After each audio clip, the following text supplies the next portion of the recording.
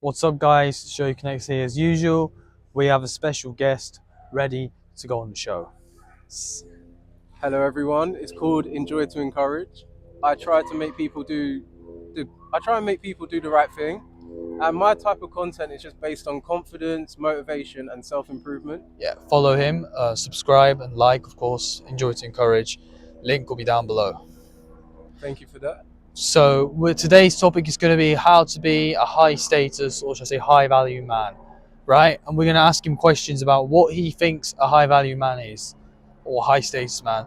Now, you've probably heard that phrase probably about 1,000 times by now in the self improvement red pill space. So, we'll get straight to the point. So, his real name's Temi, by the way.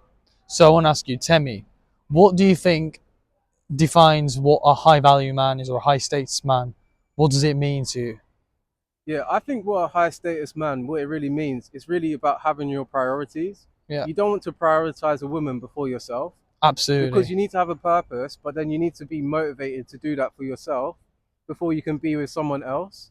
So that's what I would really say, because a high value man is really about having high standards and you have a purpose where it really benefits you and you're doing everything you can to make the most for like your future as well and who you really want in your future. Yeah, it's about your circle, your social circle, determining who's allowed in and who's not. And the thing about women, spot on. A lot of guys are attractive, they might be in shape, they might have money, they might have their career going. But if they're low status, they're not passing, you know, shit tests, as they say, they're not staying in frame, they're not they're not trying to make a difference to the world, right? They're not focusing on their masculine mission, then it's inevitable that they're not going to be a high status man anymore. It's so important because most people think about the flashy cars and the job titles, but that's not really the main thing. It all comes from within. And if you don't believe in yourself, then nobody can possibly believe in you. So I want to ask you, so when did you start becoming and transitioning into a high value man? Yeah, I think my transition into a high value man is really down to who you really surround yourself with, Right. because you really want to meet like minded people. Because if you're at rock bottom, you have to get yourself out of it. But then you need people that you can have conversations with and people that bring you to like the best version of yourself and can keep you accountable, because you can't really do it all on your own, but you have to start it by yourself as well. And that's really my transition, because it's really down to social skills, really your motivation and your discipline as well. It all comes together. Absolutely. And I feel like you need to have high standards because in my team, so inner circle, I only have a few people, and that's because I only want people who are aligned with the masculine mission. I don't have time to, constantly be putting others' needs above mine. Obviously, sometimes I will. I'm not super selfish and I'm not narcissistic either, but I just believe that sometimes you need to put yourself first. I've kicked some people out of my inner circle because of their behaviors, largely because of obviously not being supportive, playing status games, all this immature stuff. Now, most people would think, oh, but I feel guilty, blah, blah, blah. Like, if they've wronged you in any way, or even if they haven't wronged you, if you just don't see yourself aligning with them, you don't have to always answer the phone. You don't have to be available all the time. And you don't owe anybody an explanation for your choices. So, one thing I wanted to ask you was, right, when did you start realizing that you don't owe everyone an explanation?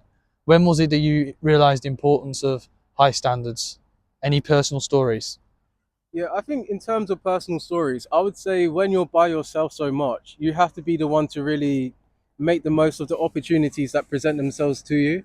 And you have to do everything you can to really want something, but then make sure your action aligns with it. Because it's one thing to say that you're going to do something, but your actions have to really align with it. Absolutely. And my personal story is because I wasn't a person to really speak up. But then if I want to improve my social skills, I have to be around other people.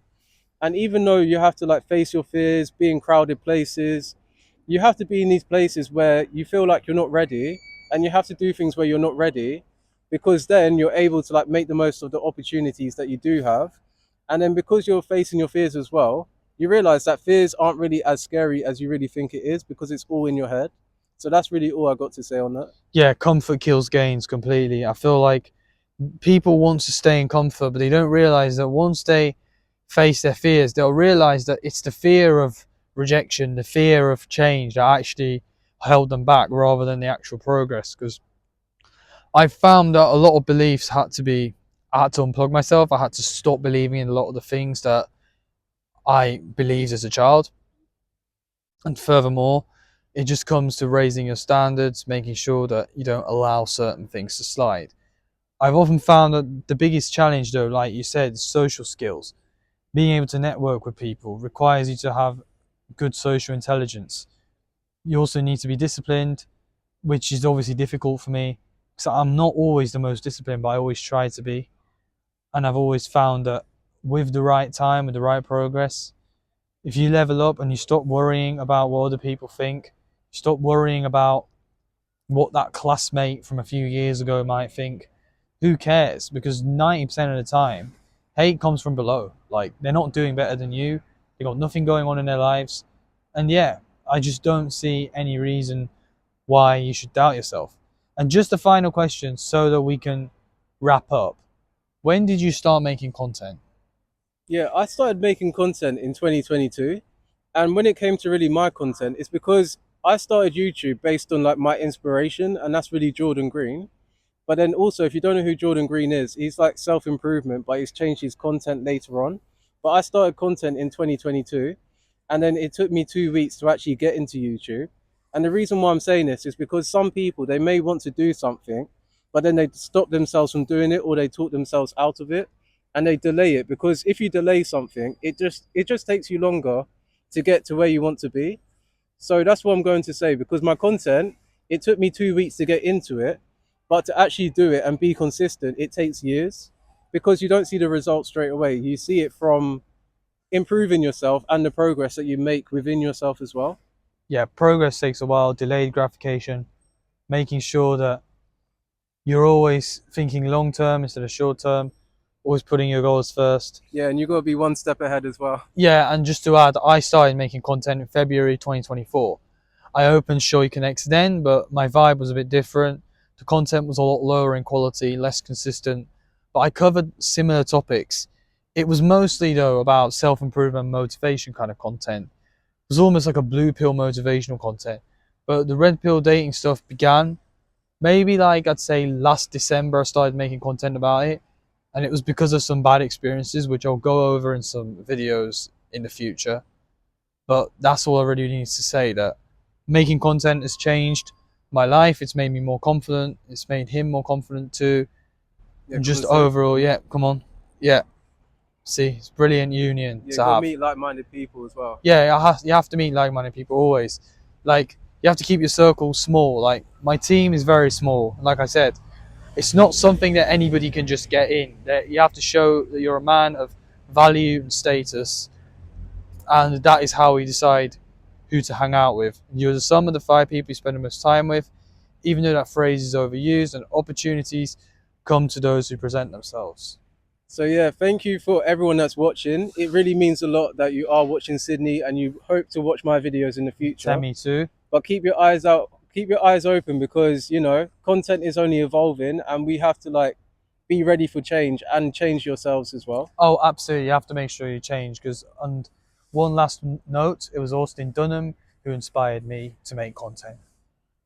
Yeah, for me it was Jordan Green, but over time I have listened to Austin Dunham as well. So that's where you like meet. That's where you're able to like find common interests. So Yeah, that's all I'm going to say on that. and another member of my inner circle introduced me to this content. So if you're watching, thank you very much as well. Yeah, thank you everyone as well. Enjoy your day, enjoy your Enjoy evening. your day, enjoy your evening, and stay on your mission.